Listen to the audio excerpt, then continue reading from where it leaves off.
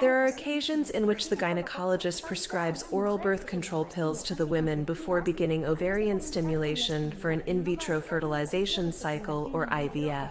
This usually tends to surprise the woman because an IVF is an assisted reproduction treatment that is performed precisely in order to try to achieve a pregnancy. Oral contraceptives typically contain estrogen and progesterone, meaning they are combined. Both of these hormones are very important in regulating the woman's menstrual cycle. For this reason, when the oral contraceptives are administered exogenously, the specialist has greater control over it. Therefore, the gynecologist may decide to prescribe oral contraceptives before an IVF cycle for reasons such as the following: to regulate the onset of menstruation for patients who experience an irregular menstrual cycle, to inhibit ovarian function so that the ovaries are at rest at the beginning of ovarian stimulation. For example, in the event that any persistent follicles or follicular cysts are observed, and also in order to avoid synchrony in follicular development during ovarian stimulation, which could affect the results. And also in order to facilitate the scheduling of important dates in assisted reproduction treatment for those specific patients who require a much more level of planning. The specialist will assess whether taking oral contraceptives prior to the IVF cycle is the most indicated course of action.